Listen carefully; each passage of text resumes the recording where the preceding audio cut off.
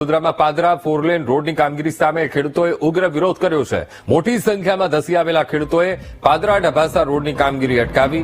ખેડૂતોનો આક્ષેપ છે કે કામગીરી માટે કોઈ નોટિસ નથી અપાઈ કે જમીન સંપાદનમાં વળતર પણ નથી અપાયું. તો જમીન સંપાદનમાં વળતર માટે અનેકવાર રજૂઆત કરી હોવાનો પણ ખેડૂતોએ દાવો કર્યો.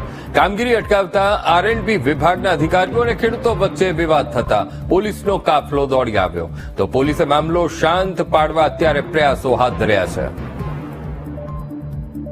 પાદરા જંબુસર રોડનું જે સંપાદન કરવામાં આવેલું છે એના પુરાવા આપવામાં આવે અને એ પુરાવા પેટે કેટલું વળતર કોને ચૂકવવામાં આવ્યું છે તમામ પ્રકારની અત્યાર સુધી માહિતી અમે લોકો 3 વખત લેખિતમાં અરજી કરીને માંગણી કરેલી છે.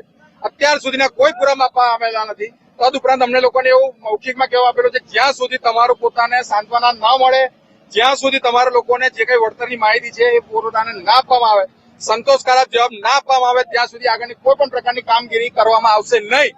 છતાં પણ મનસ્વી રીતે લોકોને દબાઈને, ખેડૂતોને દબાઈને કામગીરી હાલમાં કરવામાં આવી રહી છે. એ બાબતે અમારો પોતાનો સખત વિરોધ. અમને લોકોને ખોટી ધમકી આપવામાં આવી છે. પોલીસ બોલાવીને તમે લોકોને પકડાઈ દેવામાં આવશે. આ સરકારની છે, આ સરકારનું કામગીરી અમે કરી રહ્યા છીએ. આ સરકાર તમને ક્યાં ઉછેડી દેશે, ક્યાં ફેંકી દેશે, તમે ખોવાઈ જશો. પ્રણવભાઈ, ખોટો લોકોનો ઝંડો લઈને ના ચાલો. જે કઈ અધિકારીઓ છે અધિકારીઓ પોતાનું નામ નથી બતાવી રહ્યા. આરઓડબ્લ્યુ ના તેમજ આર&બી ના વિભાગના અધિકારીઓ બતાવી રહ્યા છે. તેમજ જે કોન્ટ્રાક્ટર છે, કોન્ટ્રાક્ટર પણ એ લોકોના ઈશારે કામ કરી રહ્યા છે અને હાલની અંદર એ લોકો મનસ્વીપણી રીતે વર્તન કરીને ખેડૂતોના હિતને જોખમાઈ રહ્યા છે. ખેડૂતોનું જે જમીન સંપાદન થયું નથી તેના માટે ખેડૂતોએ વિરોધ કર્યો છે.